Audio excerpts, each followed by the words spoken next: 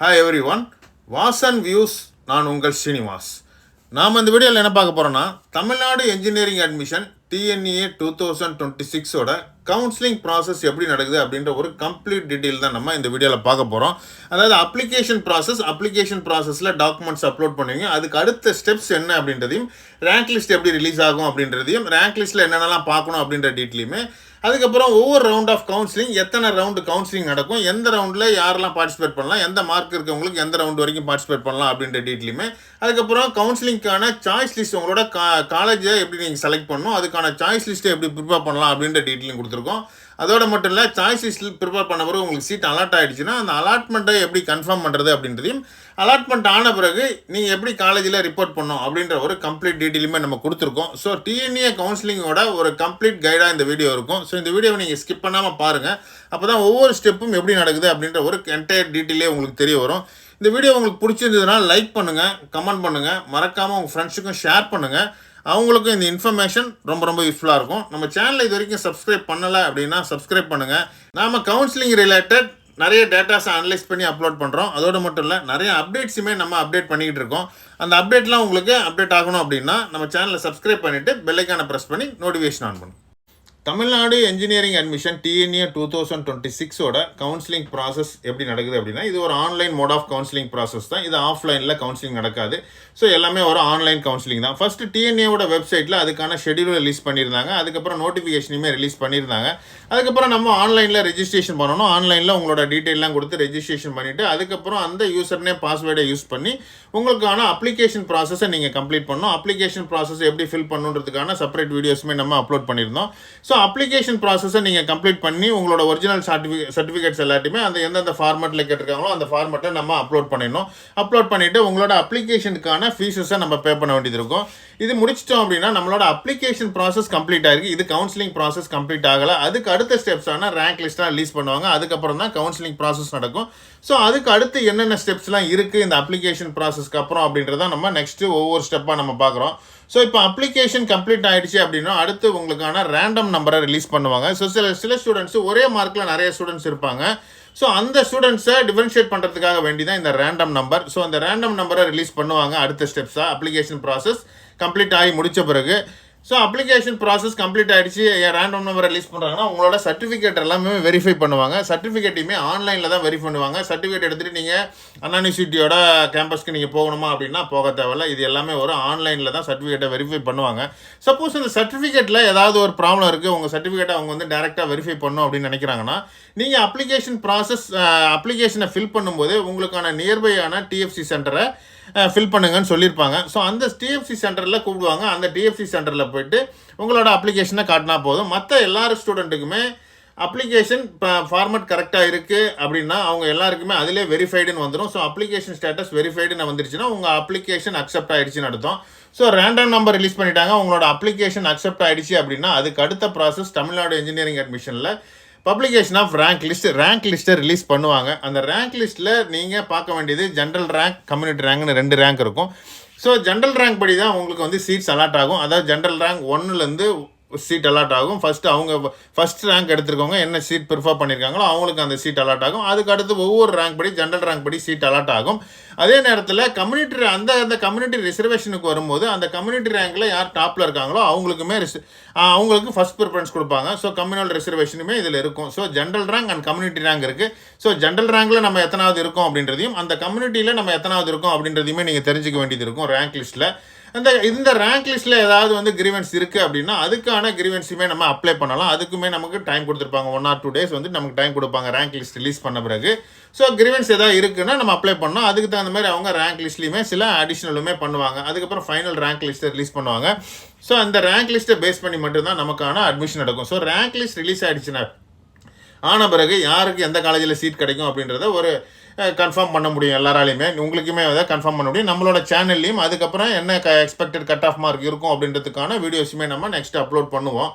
Rank list release பண்ண பிறகு counselling process start பண்ணுவாங்க. ஸோ கவுன்சிலிங்கான ஷெடியூலில் ரிலீஸ் பண்ணுவாங்க. கவுன்சிலிங்கான ஷெடியூலில் ஃபஸ்ட்டு 7.5% கவர்மெண்ட் ஸ்கூல் ஸ்டூடெண்ட்டுக்கான ஸ்பெஷல் ரிசர்வேஷன் நடக்கும். இந்த ஸ்பெஷல் ரிசர்வேஷன் கேட்டகரினா என்னென்னா different abled person, ex serviceman, sports quota அவங்களுக்கு ஃபஸ்ட்டு டேவில் கவுன்சிலிங் நடக்கும். அவங்களோட கவுன்சிலிங் முடிஞ்ச பிறகு அதுக்கப்புறம் ஜென்ரல் கேட்டகரியில் அதே மாதிரி ஸ்பெஷல் ரிசர்வேஷனுக்கான கவுன்சிலிங் நடக்கும். அவங்களையுமே ex serviceman, sports quota, different able பர்சனுக்கான கவுன்சிலிங்கை ஃபஸ்ட்டு டேவில் கண்டக்ட் பண்ணுவாங்க.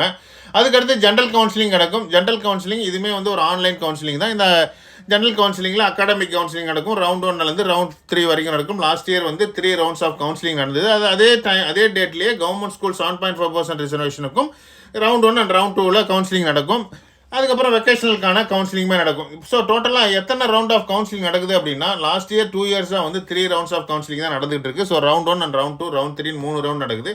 ஸோ ரவுண்ட் 1 கவுன்சிலிங்க்கு யாரெல்லாம் பார்ட்டிசிபேட் பண்ணலாம் அப்படின்னா, ரவுண்ட் 1 கவுன்சிலிங்கில் லாஸ்ட் இயர் வந்து 200 கட் ஆஃப் மார்க்லேருந்து 179 கட் ஆஃப் மார்க் வரைக்கும் யாரெல்லாம் இருக்காங்களோ அவங்க எல்லாருமே ரவுண்ட் 1ல் பார்ட்டிசிபேட் பண்ணலாம். ஸோ ரவுண்ட் 1ல் அவங்களோட சாய்ஸ் ஃபில்லாம் முடிஞ்சிட்டு அவங்களுக்கான அலாட்மெண்ட் லிஸ்ட்டை ரிலீஸ் பண்ணுவாங்க. அந்த அலாட்மெண்ட் லிஸ்ட்டில் உங்களோட நேம் இருக்குது அப்படின்னாலும் உங்களுக்கு அந்த அலாட்மெண்ட்டை நீங்கள் கன்ஃபார்ம் பண்ண வேண்டியது இருக்கும் ஆன்லைனில். அலாட்மெண்ட்டை நீங்கள் கன்ஃபார்ம் பண்ண பிறகு உங்களுக்கான ப்ரொவிஷனல் அலாட்மெண்ட்டை ரிலீஸ் பண்ணுவாங்க. அந்த ப்ரொவிஷனல் அலாட்மெண்ட் ரிலீஸ் பண்ண பிறகு அதை எடுத்துகிட்டு போயிட்டு நீங்கள் உங்களுக்கு எந்த காலேஜில் அலாட் ஆகிருக்கோ அந்த காலேஜில் நீங்கள் அட்மிஷன் ஆக வேண்டியது. அதுக்கப்புறம் ரவுண்ட் 2க்கான கவுன்சிலிங் நடக்கும். 178.95லேருந்து 143 கவுன்சிலிங் கட் ஆஃப் மார்க் இருக்கிற ஸ்டூடெண்ட் வரைக்கும் ரவுண்ட் 2க்கான கவுன்சிலிங் நடக்கும். ரவுண்ட் 3யோட கவுன்சிலிங் 143லேருந்து 77.5 மார்க் வரைக்கும் இருக்கிறவங்களுக்கு ரவுண்ட் 3ல் கவுன்சிலிங் நடக்கும். ஸோ ரவுண்ட் 1, ரவுண்ட் 2, ரவுண்ட் 3ல் கவுன்சிலிங்கில் பார்ட்டிசிபேட் பண்ணுற எல்லாருக்குமே வந்து சீட்ஸ் இருக்கும். ரவுண்ட் 1ல் என்ன ரேங்க் ஜென்ரல் ரேங்க்கில் இருக்குது அப்படின்னா, லாஸ்ட் இயர் வந்து ரேங்க் 1லேருந்து 39,154 ரேங்க் வரைக்கும் பார்ட்டிசிபேட் பண்ணியிருந்தாங்க. ரவுண்ட் 2 பொறுத்த வரைக்கும் 39,155லேருந்து 1,37,710 ரேங்க் வரைக்கும் பார்ட்டிசிபேட் பண்ணாங்க. ரவுண்ட் 3 பொறுத்த வரைக்கும் 2,39,299 ரேங்க் வரைக்கும் இருக்கிறவங்க பார்ட்டிசிபேட் பண்ணியிருந்தாங்க. இது வந்து ஜென்ரல் ரேங்க் தான். ஸோ 200லேருந்து 173 வரைக்குமான கவுன்சிலிங் வந்து ரவுண்ட் 1ஓட ஸ்டூடெண்ட்ஸ் வந்து பார்ட்டிசிபேட் பண்ணியிருந்தாங்க. ஸோ ரவுண்ட் 1ல் நீங்கள் உங்களுக்கு ரவுண்ட் 1ல் இப்போ கவுன்சிலிங் ஸ்டார்ட் பண்ணுறாங்க அப்படின்னா ஃபஸ்ட்டு சாய்ஸ் ஃபில்லிங் பண்ணணும். நீங்கள் சாய்ஸ் ஃபில்லில் எப்படி பண்ணணும் அப்படின்னான்றதுக்கான செப்பரேட் வீடியோவும் நம்ம அப்லோட் பண்ணுறோம். இதுலேயுமே நம்ம சாய்ஸ் ஃபில் எப்படி பண்ணலாம் அப்படின்றதையுமே நம்ம சொல்கிறோம். அதுக்கப்புறம் சாய்ஸ் ஃபில் பண்ணி முடிச்சிட்டிங்க அப்படின்னா நீங்கள் அப்லோட் பண்ண பிறகு ரிலீஸ் ஆஃப் டென்டேட்டிவ் அலாட்மெண்ட்டை ரிலீஸ் பண்ணுவாங்க. இங்கே டென்டேட்டிவ் அலாட்மெண்ட் ரிலீஸ் பண்ண பிறகு அந்த டென்டேட்டிவ் அலாட்மெண்ட்டை நீங்கள் கன்ஃபார்ம் பண்ணணும். அந்த டென்டேட்டிவ் அலாட்மெண்ட்டை கன்ஃபார்ம் பண்ணுறதுக்கு ஒரு 7 ஸ்டெப்ஸ் இருக்குது. அது எப்படி கன்ஃபார்ம் பண்ணணும் அப்படின்றதையுமே நம்ம சொல்கிறோம். ஸோ உங்களுக்கு அலாட்டான சீட்ஸ் வந்து உங்களுக்கு நீங்கள் நினச்ச காலேஜ் தான் உங்களுக்கு அலாட் ஆகிருக்கு. உங்களோட ப்ரிஃபர்டு காலேஜும் ப்ரிஃபர்டு பிரான்ச்சும் அலாட் ஆகிருக்கு அப்படின்னா நீங்கள் அதை கன்ஃபார்ம் பண்ணுங்கள். கன்ஃபார்ம் பண்ண பிறகு உங்களுக்கான ப்ரொவிஷனல் அலாட்மெண்ட் லிஸ்ட்டை ரிலீஸ் பண்ணுவாங்க. ப்ரொவிஷனல் அலாட்மெண்ட் ஆர்டரை ரிலீஸ் பண்ணுவாங்க. அந்த ப்ரொவிஷனல் அலாட்மெண்ட் ஆர்டரை எடுத்துகிட்டு நம்ம வந்து காலேஜில் உங்களுக்கு எந்த காலேஜில் அலாட் ஆகிருக்கோ அந்த காலேஜில் போய்ட்டு நீங்கள் ரிப்போர்ட் பண்ண வேண்டியது இருக்கும்.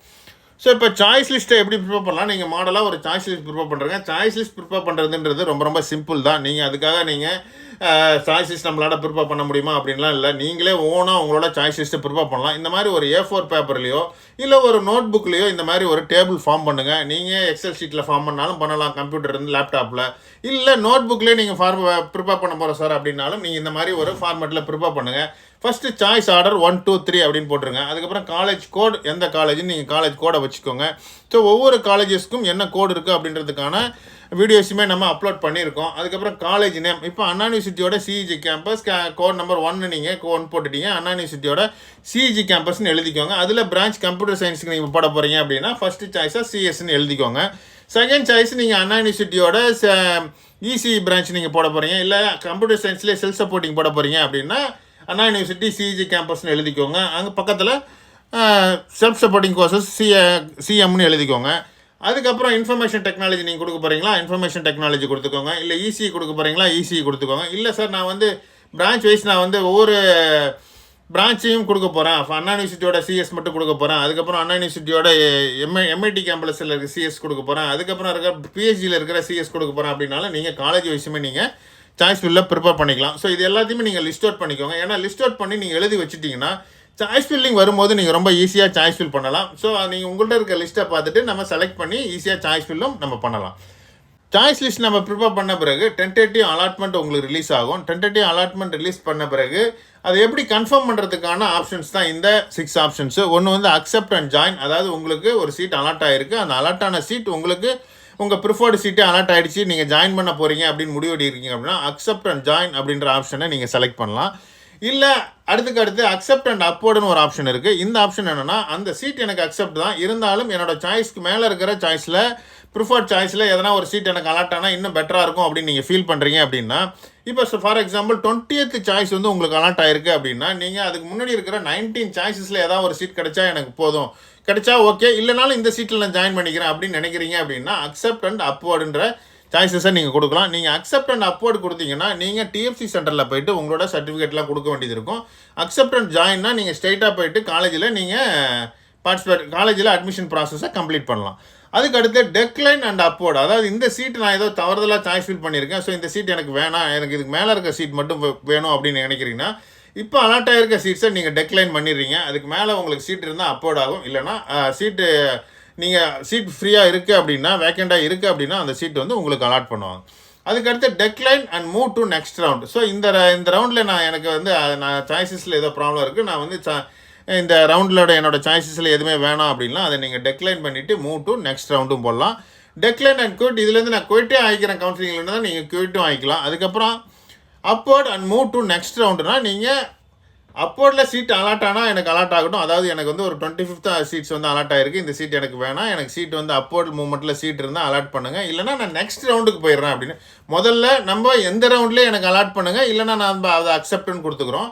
இது upward and move to next ரவுண்ட்னா இந்த ரவுண்டில் நமக்கு வந்து சீட் அலாட் ஆன சீட் எனக்கு வேணாம், எனக்கு என்னோடய சாய்ஸஸில் இருக்கிற மேலே இருக்கிற ப்ரிஃபர்டு சாய்ஸஸை நீங்கள் அலாட் பண்ணுங்கள், அப்படி இந்த சீட்டில் வேக்கண்ட் இல்லை அப்படின்னா நான் நெக்ஸ்ட் ரவுண்ட் ஆஃப் கவுன்சிலிங்கில் பார்ட்டிசிபேட் பண்ணுறேன் அப்படின்ற நீங்கள் சாய்ஸஸுமே பண்ணலாம். மோஸ்ட்லி நீங்கள் சாய்ஸஸில் கேர்ஃபுல்லாக பண்ணுங்கள்.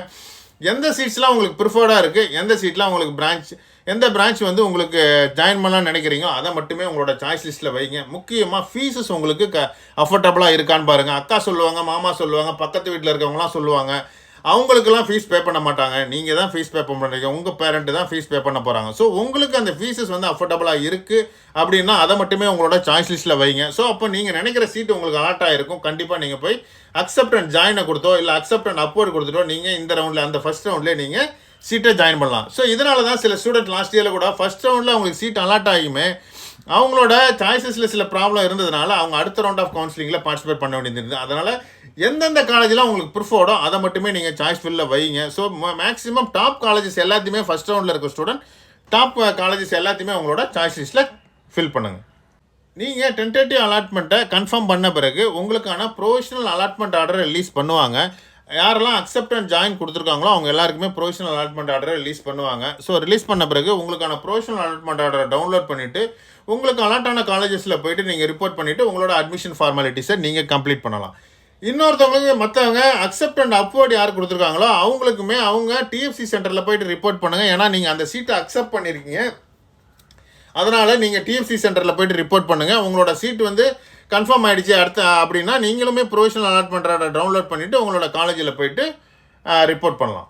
ஸோ நாம் இந்த வீடியோவில் தமிழ்நாடு இன்ஜினியரிங் அட்மிஷனோட என்டையர் கவுன்சிலிங் ப்ராசஸ் பற்றின ஒரு கம்ப்ளீட் டீட்டெயில் கொடுத்துருந்தோம். அதாவது அப்ளிகேஷன் ப்ராசஸ், அப்ளிகேஷனுக்கு அப்புறம் ரேண்டம் நம்பர் ரிலீஸ் பண்ணுவாங்க, ரேண்டம் நம்பர் அப்புறம் ரேங்க் லிஸ்ட் ரிலீஸ் பண்ணுவாங்க, அதுக்கப்புறம் ஒவ்வொரு ரவுண்ட் ஆஃப் கவுன்சிலிங் நடக்கும், அதில் ஸ்பெஷல் ரிசர்வேஷனுக்கான ஃபர்ஸ்ட் கவுன்சிலிங், அதுக்கப்புறம் ஜென்ரல் அகாடமிக்கான கவுன்சிலிங் நடக்கும், அதில் எப்படி சாய்ஸ் ஃபில் பண்ணலாம் அப்படின்றதையும் அந்த சாய்ஸ் ஃபில் பண்ண பிறகு டென்டேட்டிவ் அலாட்மெண்ட்டை எப்படி கன்ஃபார்ம் பண்ணலாம் அப்படின்றதுக்கான ஸ்டெப்ஸ் பற்றின டீட்டெயிலும் சொல்லியிருந்தோம். அதுக்கப்புறம் ப்ரொவிஷனல் அலாட்மெண்ட் ஆர்டரை டவுன்லோட் பண்ணுங்கள். டவுன்லோட் பண்ணிவிட்டு உங்களோட காலேஜஸில் போய்ட்டு நீங்கள் ரிப்போர்ட் பண்ணுங்கள். இதோட மட்டும் இல்லை, நம்ம சாய்ஸ் லிஸ்ட்டை எப்படி ப்ரிப்பேர் பண்ணலாம் அப்படின்றதுக்கான ஒரு செப்பரேட் வீடியோவுமே நம்ம அப்லோட் பண்ணுறோம். ஸோ அதையுமே நீங்கள் ரெஃபர் பண்ணலாம். இந்த வீடியோ உங்களுக்கு பிடிச்சிருந்ததுன்னா லைக் பண்ணுங்கள், கமெண்ட் பண்ணுங்கள், மறக்காமல் உங்கள் ஃப்ரெண்ட்ஸுக்கும் ஷேர் பண்ணுங்கள். அவங்களுக்கு இந்த இன்ஃபர்மேஷன் ரொம்ப ரொம்ப யூஸ்ஃபுல்லாக இருக்கும். நம்ம சேனலில் இது வரைக்கும் சப்ஸ்கிரைப் பண்ணலை அப்படின்னா சப்ஸ்கிரைப் பண்ணுங்கள். நம்ம கவுன்சிலிங் ரிலேட்டட் நிறைய டேட்டாஸை அனலைஸ் பண்ணி அப்லோட் பண்ணுறோம். அதோட மட்டும் இல்லை, நிறைய அப்டேட்ஸுமே நம்ம அப்டேட் பண்ணிக்கிட்டு இருக்கோம். அந்த அப்டேட்லாம் உங்களுக்கு அப்டேட் ஆகணும் அப்படின்னா பெல் ஐக்கானை ப்ரெஸ் பண்ணி நோட்டிஃபிகேஷன் ஆன் பண்ணுங்கள். இது வாஸ் அண்ட் வியூஸ். நான் உங்கள் ஸ்ரீனிவாஸ். தேங்க்யூ.